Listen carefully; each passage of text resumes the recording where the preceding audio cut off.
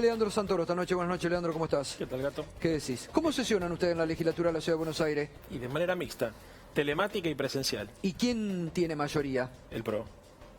Cambiemos. Sí, claro. Juntos por el Cambio, Juntos la por el ciudad no sé Cambio, cómo sí, es. sí. No, tiene mayoría de ellos, además, a ver, nos aplican la votadora sistemáticamente, Claro. porque se la pasaron diciendo que ¿Y el no hay protocolo consenso. quién lo hace? Ellos. Sí, claro. A ver, la diferencia es que nosotros, a diferencia de lo que hace la oposición a nivel nacional, nos sentamos a discutir las cosas que tenemos que discutir. Cuando acompañamos una ley, como pasó con la Ley de Responsabilidad del Estado, que era una ley que Cristina había propuesto de manera análoga en el 2014 y el PRO había votado en contra en ese momento en el Parlamento argentino, se propuso la misma ley para la Ciudad de Buenos Aires la semana pasada y nosotros acompañamos porque nos pareció una buena ley. Cuando el PRO, por ejemplo, propuso, Gato, la reforma al Consejo de la Magistratura, nosotros votamos en contra de esa ley, Claro. pero no condicionamos las sesiones en la legislatura porteña a cambio de que los tipos retiren el proyecto. ¿Se dan cuenta? Lo que están haciendo es una extorsión, lisa y llana. Ahora, ¿por qué entendés que, fíjate vos, el Senado de la Nación, control remoto, sesiones remotas, sí, ya sabes, sesiones remotas, virtuales, pero está Cambiemos. Ustedes, sesiones remotas. Hasta la semana pasada, en la Cámara de Diputados trabajaban así. ¿Por qué crees este cambio? ¿Qué es lo que buscan? Yo tengo perfectamente claro, porque hay un sector radicalizado de la coalición de Juntos por el Cambio que condiciona a todo el resto. Que en realidad le hacen el juego al bloque de poder mediático en la Argentina, que van construyendo todo el tiempo la sensación de una crisis de gobernabilidad y de legitimidad, y lo hacen a partir de operaciones de prensa, y esto forma parte también de una gran operación de prensa, que es tratar de mostrar al gobierno con dificultades para fijar una agenda parlamentaria propia. Entonces, ¿a qué se debe? A la falta de ideas, a la necesidad de dispersar de alguna manera la sensación de que ellos no se pueden hacer cargo de la historia, porque vienen de un fracaso rotundo hace muy pocos meses atrás, a la dificultad también de encontrar un liderazgo que ordene. Entonces, cuando no hay un liderazgo que ordena, este tipo de medidas muchas veces, aunque parezcan irracionales, terminan siendo las que conducen el espacio político, porque no hay quien modere ni quien le ponga racionalidad. En definitiva, digamos, Gato, porque son el doble discurso y la doble vara. Ellos se la pasan todo el tiempo impugnando los mecanismos de funcionamiento de la República en nombre de la República. Es una cosa insólita. Sí. Vos traes un extranjero, le mostrás los videos de los mismos dirigentes políticos un día y un día después y no pueden creer el cambio de opinión y la forma en la cual operan sobre la opinión pública. Bueno, Sí. hoy intentaban entrar al Congreso y romper la puerta del Congreso en nombre de la República. O sea, mientras levantaban los carteles defendemos la República, rompían la puerta del Congreso. Ahora, Leandro, vos decías recién, no hay alguien que ordene. Y hace pocos minutos nada más Sergio Massa dijo, me parece que, por cómo venía la mano, me parecía que había acuerdo, alguien dio una orden desde muy lejos de romper cualquier posibilidad de acuerdo y judicializar el tema de la sesión. Claramente la referencia era a Mauricio Macri desde Europa. ¿No crees que hay alguien que está ordenando este desorden, digo, No. e impulsa el desorden? No, creo que siempre que se ven este tipo de procesos es muy clara la diferencia entre definir hacia dónde querés ir y construir consenso para no ir a ningún lado. Siempre es más fácil bloquear que proponer. Conducir no es solamente inhabilitar. Es más, vos bloqueás en general cuando no tenés claridad hacia dónde querés llevar el barco. Cuando vos no tenés claridad hacia dónde querés llevar el barco, decís, bueno, nos quedamos acá. Porque sabés que si tomás una decisión, de alguna manera tenés que alinear un sector, convencer a otro y tal vez incluir a otros en una negociación política. Como no hay nadie que haga ese trabajo, lo que hacen es juegan al bloqueo. En eso se van a poner todos de acuerdo. No sabemos cómo actuar frente a una agenda progresista, una agenda popular que plantea el gobierno argentino. Después de ser nosotros los responsables de la crisis, bloqueamos. Y el bloqueo siempre te termina ordenando y evita mostrar las diferencias que existen de criterio acerca de lo que hay que hacer. Pero acá ni siquiera es oponerse, porque digo, ni siquiera es que estamos hablando de que se va a tratar la reforma judicial hoy. Estamos hablando de obstruir el funcionamiento del Parlamento directamente. Sí, no, eso es lo grave, pero es contradictorio. Yo vuelvo a esto. Sí, que- A mí me parece que hay que destacar algo, porque no se puede poner a todos, me parece, en la misma bolsa. Porque la Cámara de Senadores se oponen a la reforma judicial, pero estuvieron sentados. Sí. Ustedes en la legislatura porteña, donde manda mayoritariamente el PRO junto por el Cambio, sesionan. Sí. Es este grupúsculo. Sí. ¿A quiénes responden? No, Macri, Porque eso quieren, está- a ver. quieren generar un hecho... A mí, yo creo, no sé cuál es tu lectura, yo creo que no se bancan que este gobierno haya tenido que hacer un canje exitoso, que mañana el presidente anuncie 60 medidas económicas para salir, que la Argentina esté muy bien vista en el mundo. Quieren generar un condimento político de violencia donde no hay. ¿Generan ellos la violencia? Sí, no tengo ninguna duda. Lo que pasa es que acá estamos viendo el uso de la polarización política para disimular sus inconsistencias ideológicas y programáticas. Como no tiene... A ver, ¿qué es lo que debería hacer la oposición? además de controlar al Ejecutivo, debería proponer una mirada distinta. Bueno, cuando vos no tenés capacidad de sintetizar una posición, porque la diversidad dentro de tu bloque es muy amplia, lo que haces es te opones a lo que existe. Y lo que están haciendo en particular, como decís vos, no es oponiendo, hoy no se están oponiendo a la reforma judicial, porque hoy no se trata de la reforma judicial. Pero además hay un tema muy importante, que es el tema turismo, emergencia en la Argentina, el turismo necesita ya esta ley, y la están en forma realmente irracional obstaculizando, que es para todos los argentinos. Bueno, están tratando de impugnar el sentido popular de nuestro gobierno, están tratando de impugnar la legitimidad política de nuestro gobierno, están tratando de embarrar la cancha, como se dice vulgarmente, no solamente a los efectos de evitar que salga la reforma judicial, que eso puede ser un tema, sino a los efectos básicamente de esmerilar al gobierno progresista y popular, con la única intención de ganar terreno electoral ellos, porque no tienen cómo disimular además sus propias falencias. Si acá se pusiera en tela de debate ¿qué habría que hacer, por ejemplo, con la producción? ¿Qué habría que hacer con el sistema financiero? ¿Qué habría que hacer con la producción agropecuaria?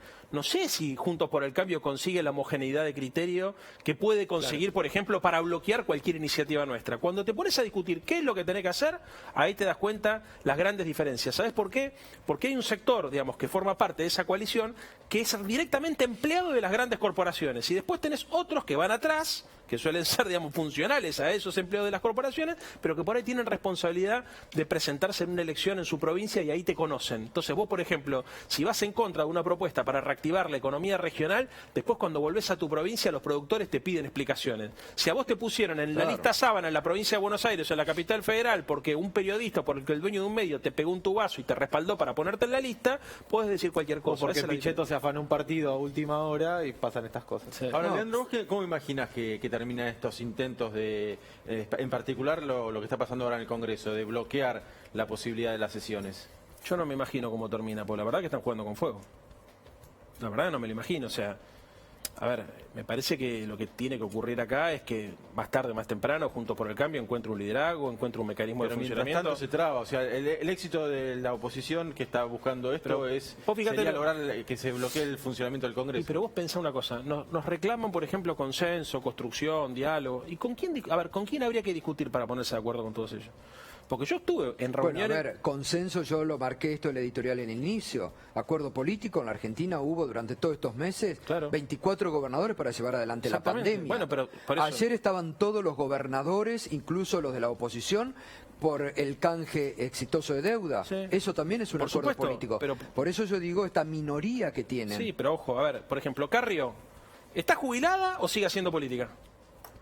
Porque, a ver, si está jubilada, está jubilada. Si sigue haciendo política, digamos, que se haga cargo, que se presente a elecciones y que conduzca su bloque. O que si no se quiere presentar a elecciones, que diga que quiere ser tenida en cuenta en la interlocución política. Porque si te retiraste, está retirada. Macri, digamos, ¿lidera o no lidera? Porque si vos lo querés convocar al expresidente para preguntarle qué hay que hacer, por ejemplo, en el programa post-pandemia, tenés la dificultad de que está jugando la pelota en Europa. Sí. Entonces, bueno, a ver, los presidentes de los bloques parlamentarios, ¿representan a los bloques parlamentarios o en realidad ni siquiera representan a sus propios espacios? No, porque hoy quedó claro que no. Claro. Viene quedando claro. Viene quedando claro que no. Ese es el tema. Sí. Ahí está, me parece, en lo que dice Juan, en lo que vos decís. Ahí está el problema al que yo quería llegar. Me parece que tienen un gran problema donde una minoría intenta... porque yo creo que, a ver, la mayoría de los gobernadores... para los gobernadores el canje de deuda es súper beneficioso. Obviamente. Y aparte las provincias están negociando su... Pero digo, para los gobernadores de Cambiemos, la ley esta de turismo, es beneficiosa. ¿Cómo van a volver los diputados a su provincia al sector turístico cuando le preguntan, ¿y por qué no votaste que estoy acá muriéndome de hambre? Eso es lo que... Bueno, por eso, a ver, me parece que acá... El problema de fondo es que no existen los partidos políticos en la Argentina. Este es el gran problema de fondo. Sí. Entonces nadie le responde a nadie, nadie rinde cuentas con nadie, cualquiera opina de acuerdo a su criterio que puede ser transitorio y cambiante. Entonces es un problema acordar, pactar y fundamentalmente pensar una Argentina para adelante. Este es un gran problema. El segundo tema, que también es muy importante, Gato, es que se hace política con las emociones y los golpes de efecto y no con las ideas. Porque en realidad... los dirigentes políticos ganan notoriedad no a partir de su capacidad propositiva, sino a partir de su capacidad de conmocionar a la sociedad. Y lo vimos con Duhalde la semana pasada, por poner solamente un ejemplo, y con todos los que se montaron sobre esas desafortunadas declaraciones. Entonces, cuando todo pasa por sensibilizar al electorado, movilizarlo emocionalmente, operarlo psicológicamente, es muy difícil, porque entonces ¿Sabés no encontrar dónde veo yo ese mismo, bueno, el contrasentido y esos golpes de efecto en algo que tiene que ver también con las sesiones virtuales? El Consejo de la Magistratura funcionó. Sí. Funcionó para que la oposición armara un escándalo sobre la tapa de todos los diarios, de los diarios de Clarín, La Nación sobre todo, cuando se discutía sobre los jueces designados a dedo. Funcionó el Consejo de la Magistratura, funcionó de manera virtual, a distancia. Se la pasaron pidiendo juicios orales, que se reactivara el juicio contra Cristina, que se reactivara el juicio contra Lázaro Báez. Los juicios se están haciendo de manera remota. Mirá el dato que me están sumando ahora. En Mendoza, porque Cornejo inició todo esto, en Mendoza sesionan en forma virtual. Sí, claro. En Mendoza, en la provincia de Cornejo. Cornejo viene a chillar acá, pero en su provincia, donde ellos gobiernan, están también sesionando en forma virtual. Pero entonces, la verdad que no pero, se entiende. Gustavo, vos pensá una cosa. Estamos hablando... A ver, lo esquizofrénico de esta situación es que tal vez muchos de los dirigentes que están diciendo que no quieren que el Parlamento funcione, la semana que viene en algún canal de televisión, colega, se van a sentar a quejarse por la falta de funcionamiento de la República y adjudicándonos a nosotros la responsabilidad política de que no funciona la división de poderes en la Argentina. O sea, es una cosa, la verdad, francamente increíble cómo pueden travestirse de una semana a la otra como dando el discurso de acuerdo a sus intereses coyunturales. Y repito con algo, acá el problema fundamental es que la política argentina no se está construyendo sobre el debate programático, sobre el debate ideológico. Es más, tratan todo el tiempo de echar sombra. Cada vez que decís algo es ideológico, parece que es negativo, lo cargan de negatividad. Y Bien, bueno, y eso baja la vamos a calidad. lo positivo y vamos a lo importante, que la Argentina está logrando lo importante. El canje exitoso, satélite, que solo 7 países tienen la tecnología que la Argentina tiene. La Argentina está, pese a la pandemia. Mañana el gobierno va a anunciar un paquete de medidas económicas. ¿Cómo ves al gobierno y lo que se viene en este momento? Acá hay 3 desafíos. El primer desafío es crear empleo. El segundo desafío es conseguir el crecimiento económico y el tercero es crear dólares genuinos, es exportar, aumentar las exportaciones. Ese es el gran desafío. ¿Para qué? Para bajar la pobreza, para achicar la brecha de la desigualdad. ¿Cómo se consigue eso? Bueno, es un Estado que interviene y que regula el proceso económico, que incentiva inversiones, que en todo caso si va a discutir impuestos y tiene que discutir una rebaja de impuestos, lo asocia a la idea de la inversión y de la creación de puestos de trabajo. No es que te rebajamos los impuestos para que después la mandes a una sociedad offshore y digas que hay condiciones de inversión en la Argentina cuando ya sabemos que eso no funciona. Lo hemos visto con Macri, bajaron bienes personales, le quitaron ganancia a las empresas y la tasa de inversión en la Argentina disminuyó. Estamos pensando en un programa que pueda asociar al campo con la industria. No es campo e industria, es campo más industria, digamos, ¿no? Pensado en términos de generar cadena de valor. Sergio Massa estaba trabajando hasta hace muy poco tiempo en la creación de un plan estratégico para el campo, con la intención de llegar a 100.000 millones de dólares de exportaciones para el año 2030, con estabilidad fiscal, donde se le pueda garantizar al campo condiciones de inversión. Estamos pensando en la posibilidad también de integrar todas las cadenas productivas. Matías Culfas hace muchos años ha escrito un libro sobre esa necesidad de integrar todo el entramado productivo en función de un modelo específico de acumulación y un perfil específico de exportación. Digamos, la idea es un país que protege el empleo, que cree empresas, que genere condiciones de inversión y de trabajo. Pero te voy a agregar algo, Gato. También se necesita que la ciudad de Buenos Aires se sume a esto. Porque cuando nosotros pensamos en defender el empleo, o cuando pensamos en conseguir inversiones, o cuando pensamos en conseguir nuevos mercados para nuestros productos, solamente pensamos en la responsabilidad del Estado Nacional. Y el Estado local también tiene una responsabilidad. Claro, porque sí. este comercio internacional hoy es más ciudad-ciudad que país-país. No, ¿y qué aporte ha hecho la Ciudad de Buenos Aires a la crisis, a locales gastronómicos? Inexistente o muy poco. Recién se ha votado, digamos, una rebaja por unos meses de ingresos brutos y algunos ABL, muy poco. Pero acá lo importante es, ¿cuál es el plan post-pandemia que tiene la Ciudad de Buenos Aires? ¿Cómo se van a crear nuevos puestos de trabajo? ¿Qué va a hacer la ciudad para ir a buscar nuevos mercados? Debería haber inclusive hasta un canciller de la Ciudad de Buenos Aires pensando en cómo hacer para que las empresas de servicio o las empresas productivas, industriales que trabajan, que están en la Ciudad de Buenos Aires radicadas acá, puedan exportar. ¿Cuál es la alianza entre la Universidad de Buenos Aires, que es una de las universidades más prestigiosas de América Latina, con el sector productivo y qué papel juega la Ciudad de Buenos Aires? A nadie se le ocurre exigirle a Larreta una rendición de cuentas en términos de cómo logró aumentar la calidad del empleo en la ciudad de Buenos Aires. Porque cuando vos mirás los números, la diferencia entre el norte y el sur es abismal en términos de distribución de ingresos, de expectativa de vida. Y eso es porque no hay un Estado que planifique.